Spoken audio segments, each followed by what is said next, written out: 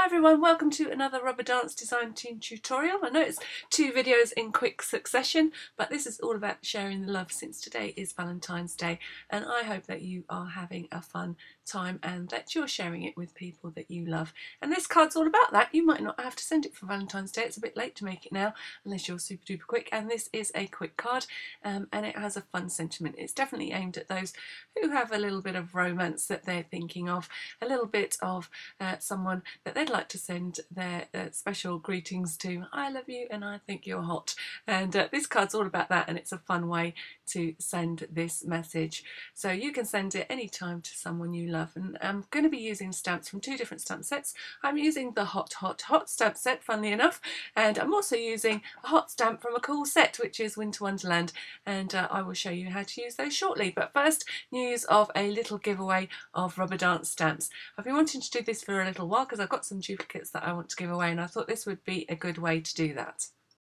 Okay, so this is a fun giveaway. I've got 1 full set of sentiment stamps and 2 background stamps to give away, so that's 3 prizes in total, obviously with the first prize being, the first prize out of the hat will be the sentiments, and then after that I've got 2 runners up where we're going to give away those Harlequin stamps. These stamps are all from Rubber Dance, so courtesy of the lovely Bibby over at rubberdance.com, and definitely is in a way of thanking people for watching these videos and being inspired by Rubber Dance stamps, and a little bit of love from us to you at Valentine's.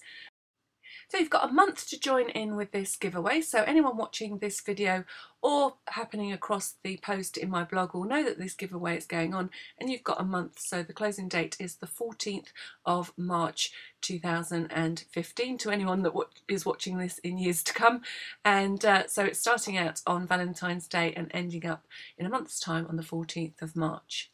So I will be creating a post over on my blog that will outline again all the instructions that you need to join in with this giveaway. Now, the first thing that you have to do to join in, and it's the only thing that's compulsory, is to visit my blog, and then you'll find the link to rubberdance.com. Unfortunately, I can't leave it here because that isn't my site, but you could put in rubberdance.com and go that way. But you'll find the direct link to the post via the link that I will leave at the end of this video. So you'll go via my blog to Rubber Dance, and you will just leave a comment there to say that you want to join in the giveaway and that you visited the Rubber Dance site, so we know that you want to be included in this giveaway. So as you know, all these things that I do here on my YouTube are completely free, and I like to share this creativity with you and hopefully inspire you to have creative fun of your own. But it is nice to know that people are watching and subscribing, and that is your second chance, third chance, fourth chance, etc., in order to increase your chances of winning these stamps. So if you subscribe to this YouTube channel, or you just want to press the subscribe button now if you don't, that will give you an extra chance, and all you need to do is mention that in your comment. Also, you could subscribe to my Facebook page, the Rubber Dance Facebook page, and the Rubber Dance blog. So that would give you 1, 2, 3, 4, I think 5 chances on top of your comments, so increasing your chances to 6. So 6 times your name will go into the hat, or as many times as you tell us that you've hit that subscribe button. So there is no obligation there. This is purely if you like the stuff that we're doing and you want to keep in touch with all the fun that we have with Rubber Dance stamps, then just hit those subscribe buttons and tell us how many times you've subscribed, and we'll put your name into the hat that many times. So if that was a little bit rushed, then don't forget, just click on the link at the end of this video. It will take you to my blog where everything will be written down clearly, and all the links will be there so that you can increase your chances to win. So like I said, the first set of stamps are this lovely set of sentiments, and they're called Something Wonderful. It certainly would be wonderful to win them. And also these diamond backgrounds. And I couldn't find mine to show you what they print like, so I'm just going to do a quick print for you now so you can see how versatile this lovely background stamp will be. So I've used this on my art journal pages, on cards, and it really is a versatile stamp. And you can see there a lovely, ignore the different shades, that's just because I haven't put it on an acrylic block, no other reason than that, but it's a lovely diamond background, hence the name Diamonds. So good luck, and thank you to everyone that joins in. I look forward to pulling the names out of the hat on the 14th of March. So back to the tutorial. I'm using stamps from two different stamp sets. I'm using the little kiss right here from the lovely Winter Wonderland stamp sets, and I'm going to be using these little lips a lot, I think, because they really are quite versatile, great for making backgrounds, as you will see, and they blended very well with the idea I had for using the chili stamps. So this set is called Hot Hot Hot, and I'm going to use the large chili pepper, and I'm going to use some of those sentiments, and you can see how many lovely stamps you get in this set. I've split them into two just because that's how I store them, but you get all of these stamps in one set. Stamping with acrylic paint, and I've got this slightly off-white acrylic paint. I'm just putting it onto my craft mat. I've mounted up my little lip stamps from the Winter Wonderland set, and I've got my card base. That measures 8 inches by 8 inches, and I've scored it at 4 inches. And I want to create a background pattern with the lip stamps.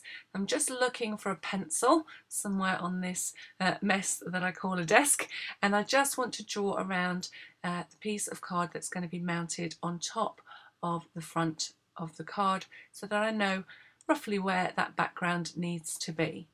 So the card that I'm drawing around is one that will be eventually on the front of the card, and it measures 2 3/4 inches by 6 3/4 inches. So I've created an area to create my background. Now there are a few things, and you'll see I take a little while to get this technique right when you're working with paint. One, you definitely never ever want to let this paint dry on your stamp, because you will spoil your stamp, and you can't just leave it like you can with ink. You can leave the ink on there and it won't spoil the stamp, but paint, you definitely need to make sure that once you've finished with it, you clean it and make sure that you get all that paint out of your stamp. I'll tell you a bit more about that later. So I want to create a pattern of lips, so I'm going to twist and turn the stamp all the way around this little border that I've created, and the trick to getting a decent stamp with paint is making sure that you get the right amount of paint onto the stamp. Too much and you'll just get a squidgy mess, and not enough, as you can see there, and you'll hardly get anything at all. So I'm just making sure that I use the right part of the dry foam, and the dry foam is acting as my inkwell, my actual amount of paint. It's controlling the amount of paint that I put onto my paper. So every now and again I'll dip it back into that little spread that I've created of less paint. So I gradually just bring the paint into that little area where there's not so much paint, and then I'm just dabbing my little ink pad that I've created, or paint pad that I've created with the dry foam, onto the stamp. So I get several applications before I need to reload with paint, and I'm not too fussed that some of the lips are darker than others, because I think that adds to the pattern, and it's just nice to be using a different medium to stamp with. So I think you've seen sort of how I got the technique right, and I definitely would advise you, if you've not stamped with paint before, to have a little practice first to make sure you're going to get the optimum image from this look. And also, stamping with paint is really a good thing to do onto your art journal backgrounds, because sometimes you can't get the ink to show up as much, but you could stamp with paint. Now this is quite a small and detailed stamp, and it's working quite well. I think you can see quite clearly that I'm definitely getting little pucker lip stamps around the edge of my card. So speeding things up a little bit now, and you can see I'm just twisting and turning the stamp to create interest, and it's always a good idea to stamp off the edge of the card. So some of the stamps are going over the line that I created to act as a guide to how wide I needed the border to be, and now I'm just using a post-it note to make sure that I don't get any of these little stamp kisses onto the back of my card.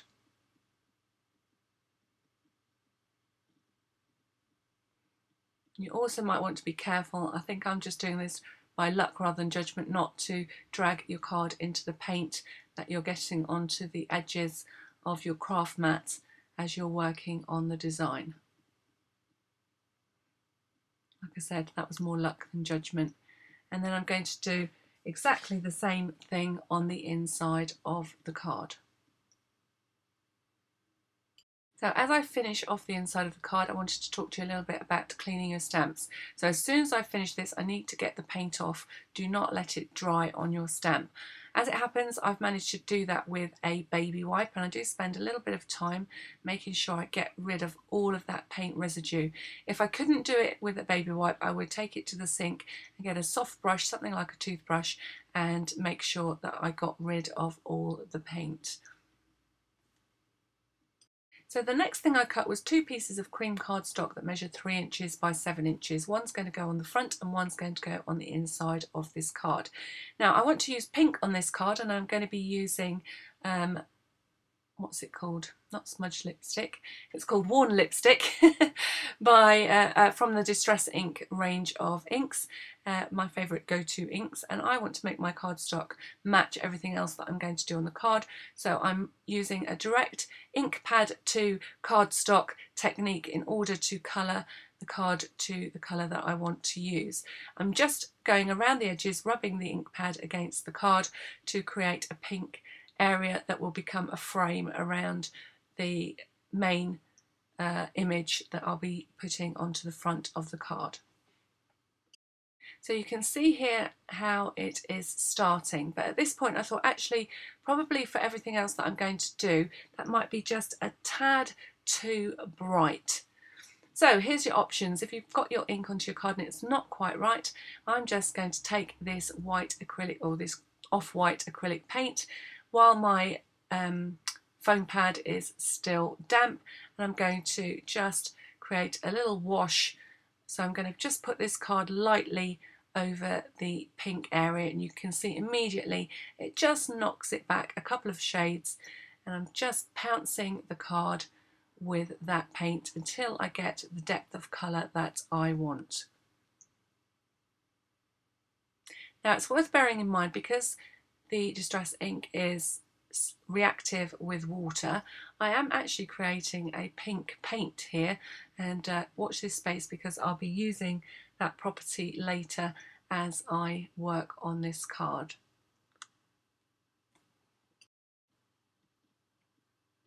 So I'm adding the paint and then just smudging it over the area using the dry foam, and that's a much better contrast of colour.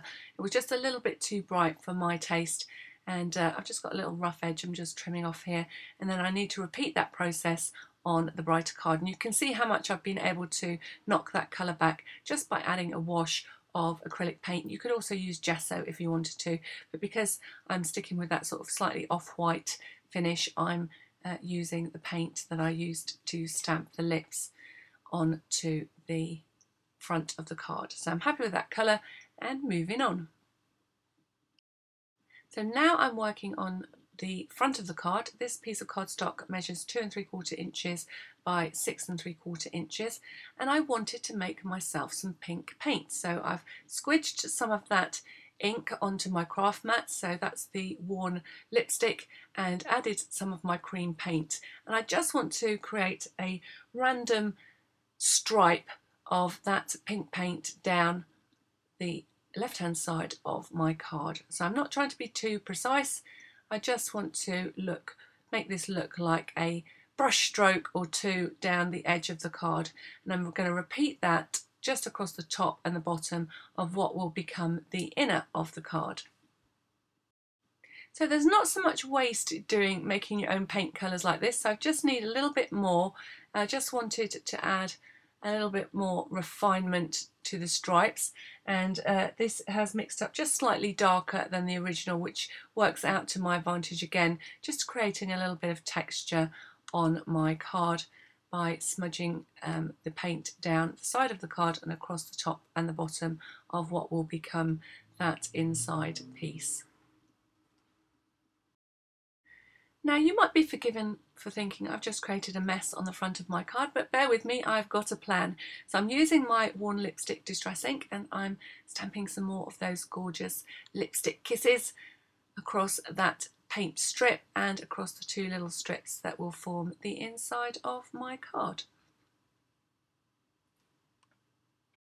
So if you're using a distress ink to create some stamped images that you don't want to add any water to, and you're going to progress the card, it's always worth just heat setting that distress ink, because it is one of its properties that it should stay wet longer, and you don't want to smudge it when you move on to the next stage of the card. So I've just heat set that with my heat tool, and I'm ready to move on now to stamping my words. So I've decided to use the phrase "you are so hot" and then to repeat the word "hot, hot, hot" since I'm trying to get my message across. And so I'm just inking up with a Versamark ink pad, and then I'm going to be embossing these little word stamps using a Cosmic Shimmer Detail Black embossing powder. So the Versamark is the sticky ink base that holds on to the embossing powder. And I'm just tapping off the excess and make sure I haven't got any extra speckles of that embossing powder where I don't want it. And then I'm going to heat set that embossing powder. Now if you have never embossed before, by heat setting this powder it melts and creates a lovely raised stamped image that's quite tactile and quite nice to see on the front of a card. And then I'm going to do exactly the same technique. I'm just putting that chili stamp in place, since that chili will be on the front of the card, to make sure that the hot, hot, hot aren't obscured by that chili stamp once I put it into position on the front of the card. So I've stamped that three little three little words on my card, and I'm just making sure that I get rid of any excess powder, and then I'm heat setting before moving on to stamp the inside of the card. And then finally, one great big hot stamp in the centre of my card, just making sure my hot person gets the message exactly how I'm feeling right now. This really is a fun card to send to someone that you quite like, I think. And this is a great set of stamps for that. Look at that gorgeous font. It definitely takes you to Mexico and all those lovely hot chilies. I love the detail on my rubber dance stamp. So I haven't got them mounted or anything. So the next thing that I wanted to do is to create some clarity black splatter. Image. This is a lovely technique. So the next thing I'm going to do is splatter, because of my arty project paint strip. Just adding kisses. I just wanted to add a little bit more black into the mix. Just testing it on the back of the card, to see what size splatters I get from my brush. Different brushes give different effects. So I could have tapped this against the brush, but I'm opting for the and some tiny messy method, and I'm flicking the bristles of the brush with my finger just to create some splatters across that sort of paint of the inner area. I'm not too worried if it goes anywhere else, but I'm aiming in particular for that area. Just teeny tiny black splatters. You can't really just to add to this. Judge where those splatters are going to go, and as you can see, and I've created a mess. But now I'm going to move on to the next part of this card. So all cleaned up on my fingers, and I do make a little bit of a mistake here. It works out okay because it goes with the look of the card, but I'm using a VersaFine ink pad to ink the edges of my card, and this does have a long drying time, so I've had to be very careful not to put my hands in the ink as I go around the edges, and it did bleed a little bit into the actual card itself, because it's like quite a porous card that I'm using, and as I said, the ink has got a long drying time. It didn't worry me, so I left it because I thought it added to the look of this painty card, but it's just a word of warning to you. One, if you do use a Versamark, keep your hands away from it. Make sure it's fully dry before you try to put your card together. And other than that, I would use something like a black soot distress ink or a water-based distress ink to ink the edges of all your card pieces. Now, the trick to inking the edges of your card is just to hold your ink pad at a slight angle to the edge of your card and just drag that ink pad down. You can see there where I've smudged it a little bit with my hand, so I come back and cover that with a bit of paint once that ink is dry. So sometimes it's even a learning curve for me And there is always something to learn. And actually sometimes you think that that's a property of something that I've used that I want to use again. I like that property. It might not have been what I intended. And I always think that's a sign of a crafter. You're always thinking, if you've made a mistake, how can I cover that up? We're always a bit unwilling just to chuck it away and start again, particularly if we've invested a lot of time to get to that point. I know it's only paper, but I think sometimes you come up with some really good ideas when you're faced with a little bit of something going wrong. So next I'm working on the piece that will become the feature on the front of my card, and that's my hot and wiggly, I might add, and you'll see that shortly how I'm going to create that wiggle effect, chili that's going to sit on the front of my card.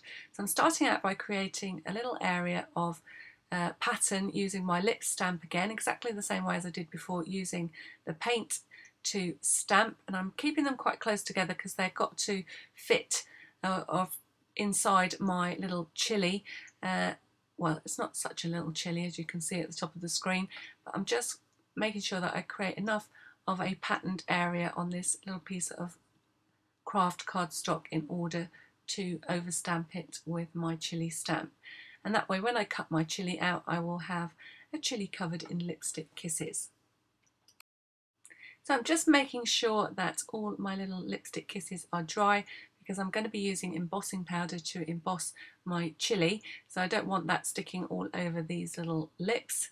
So make sure they're well and truly dry before stamping, again using your Versamark ink pad, and I'm using the largest chili in the Hot Hot Hot stamp set. So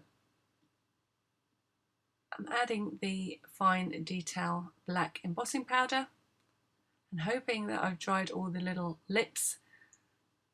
And you can see just a little teeny tiny bit there, just knocking that off, and then embossing or using my heat gun to heat set that embossing powder. I've got a lovely shiny black chili covered in kisses, and at this point I saw there was one perfectly positioned little kiss, and I'm going to turn that pink, and I'm just going to overstamp that with the distress ink. So I'm using the hot pink distress ink and just overstamping that to emphasize that little kiss on my very hot chili indeed. And then carefully cutting around the outside of the image, and this chili will become the focal point on the front of my card.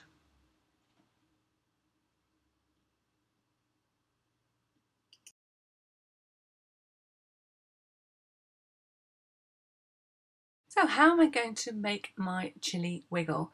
And that's what I'm going to show you how to make now. This will be useful for lots of other cards you're making, and particularly fun cards. Fun cards for children especially, this is going to work really well. Now the trick is, for the two pieces that you're going to sandwich your little spring in between, which creates the wiggle, you want the base to be able to fit behind whatever it is you are going to be putting on to that wiggle mechanism, because otherwise it will poke out either side, as you will see as I go along. It might be clear as mud right now. I've seen these done in lots of different ways, and this is my way. I think it's quite neat. I think you could make a lot of them in advance if you want to, but I think it's quite quick and easy to do. So I've decided, rather than the squares that I punched out, I'm going to be using these 1/2 inch circles because they fit best with my chili, and I need 4 in total for my one little wiggle mechanism. So the next thing you're going to do is take 2 of those circles, and I've just got them piled on top of one another, and I'm piercing a hole slightly off centre using a map pin. So this is my well-loved piece of foam, and it always stores all the needles that I use for sewing and the needles that I use to unstick bottles of this, that and the other, stickles and glossy accents and glue, and so I always have this handy ready to help me in my crafting, and it holds my map pin ready to do little jobs like this. So the next thing that I'm going to do is add to the circles that have got no hole in, I'm adding some strong double-sided tape to both sides of the circle. And you can see, because my double-sided tape sticks out over the edges, I'm just trimming it off to form a circle. So I've got my two that are pierced and two circles that aren't pierced with double-sided tape on both of them. So I'm using 22 gauge wire. You could go one slightly less than this. I think it would be a little bit more wobbly on its own, whereas mine I need to actually wobble, and you'll see that on the front of the card. I've got a barrel of it could be a pencil, and I'm wrapping my wire around that 3 times. So I've got 3 definite circles of wire and then probably a half at each end, which I'm going to use to attach to my circles. So I'm poking one end of that spring underneath or through and underneath the circle where I created that little piercing, and then I'm taking, and I should have taken the double-sided tape off first because now I'm trying to do it one-handed, and I'm sandwiching that spring and holding it in place, or the end of that spring, between those 2 circles. I think you can see at this point where I'm going with this. I'm going to repeat that process at the other side. So that spring is sitting centrally on the circle and is held between the 2 circles. The end of the spring is held between those 2 circles. So I'm coming in a little bit closer for the next shot. So I think you can see there what I've done already. So I'm taking that end of the wire and just twizzling it so that a little bit of it is poking through that circle and everything is sitting centrally. And then I'm taking the double-sided tape off. See, I didn't learn with one hand. Or not. Hold on a minute. There we go. And then I'm sandwiching those 2 pieces together. Now you can at this point give it a good press between your fingers just to make sure everything is stuck down, which I will do in a moment, just centralising everything, making sure enough of that spring is inside to make sure it doesn't come out, and then really pressing down well to push those 2 layers together, at which point you compact your spring, so just pull it back out again so that you've got a little spring loaded mechanism. And that's what's going to create the wiggle on your chili. So again, I'm just taking off the double-sided tape, adding this kind of centrally on my chili, and it's ready to stick on the front of my card. Now you can make this mechanism, you know, while you're sat in front of the TV, and just have a whole load of them ready for next time you want to put a little bit of wiggle into your cards. So as I was going about trying to find my wire, I found this ribbon that says I love you, and it works very well with my card since the person that I think is hot is the person that I love. So this is entirely optional, but it could just be a strip of patterned ribbon. So I'm going to use these words I love you, to let my man know that I think he's hot. And I'm just working out whether to put it on the right hand side or the left hand side, and I'm going to be using staples in order to hold it into place. So the length of the strip that I'm using is determined by the phrase that's on the ribbon, but if you're just using a patterned ribbon, that you wouldn't have to really pay too much attention to that. So I'm just cutting one end of the ribbon into a little V shape, or an inverted V shape, and the other end is going to wrap around the edge of my card front. So I'm just going to cut off enough so that I can just tuck that behind the card, and then I'm just going to hold the whole thing in place using a stapler.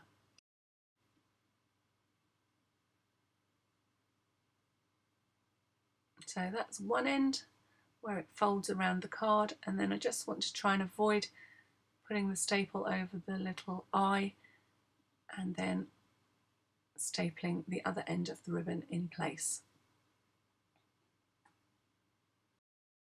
So using double-sided tape if you want to. I'm using glue in order to put these pieces together, and I'm going to put them together flat since the chili is going to be raised on the front of the card. So I'm adding the decorated front of the card to the pink panel that creates a frame around it, and then I'm going to add the whole thing to the front of the card again using glue. So just making sure that it's well stuck down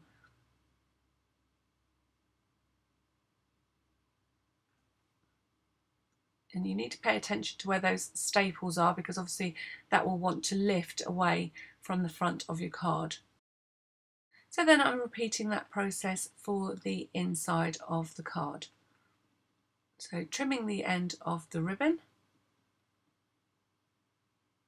and then attaching it with a staple at each end of the ribbon.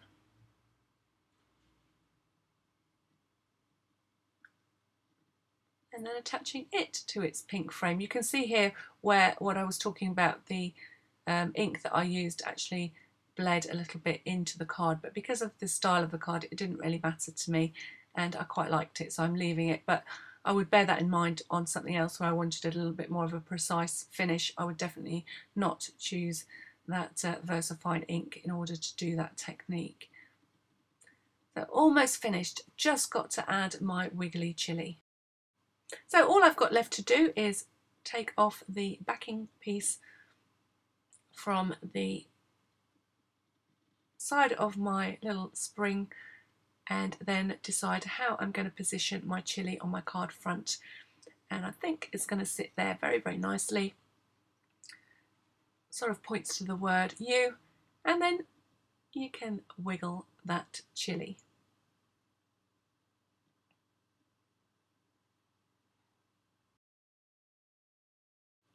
So at that point I did decide to make my chilli glossy, and I didn't really need to do it, but I thought it would just make it stand out that little bit more and give it a little bit more impact. So I'm just going around the edges of my chilli and then gradually flooding the entire image with glossy accents.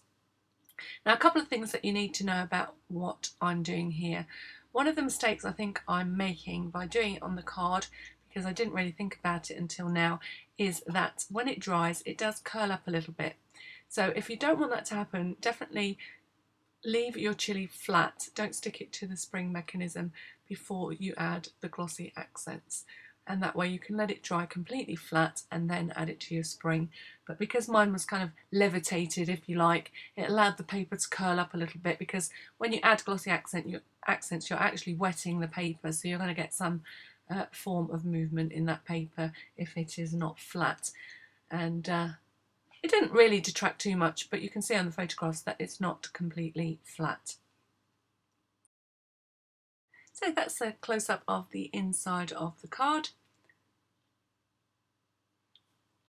And here's the front, and you can just about see on here how the chilli has curled slightly upwards. All that's left for me to say is happy Valentine's Day. Hope you've enjoyed this card tutorial and that there are a few techniques that you think, oh, I'd quite like to try that, and of course that you like the stamps that I've been using. Don't forget we're having that giveaway, so stay tuned to the end of the video so that you can hop, skip and jump over to my blog and make sure you get your name in the hat to win some of these gorgeous rubber dance stamps. And as usual, all that's left for me to say at the end of this video is don't forget to hit the subscribe button if you don't already, and the like button and the share button if you've enjoyed this video tutorial, and I look forward to sharing more crafting with you very soon. Thank you for watching.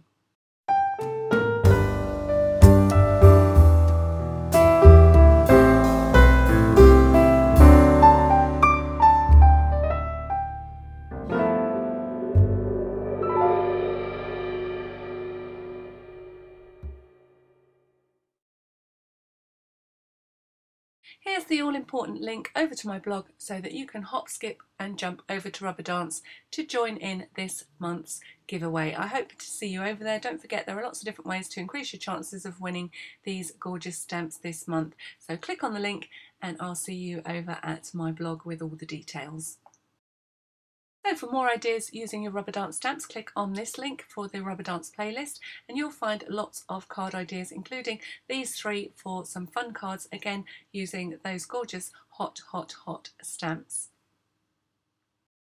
If you want to see how I incorporated some stamping into one of my scrapbooking layouts, click on this link. It will take you to the scrapbooking playlist, and this video I show you how I made this layout of me and my husband dancing the night away in quite a few years ago now, and I'd like to say I still have the dress, but I don't still have the figure. Oh, and I still have that gorgeous man standing next to me, and I think I'm going to give him that hot card. Finally, there's this link that will take you to my Etsy shop, where I will show you how to make projects like these. This is the Pyramid Mini. I made it with the lovely Margaret and all her lovely ladies down in Cornwall, and this is made using the Couture Graphic 45 papers. You can see it opens up to reveal a surprise within. Doesn't that look fabulous? So this is a gorgeous project to make to mark any occasion, and you'll find you'll create a mini to go inside the base of the pyramid to capture some of those memories.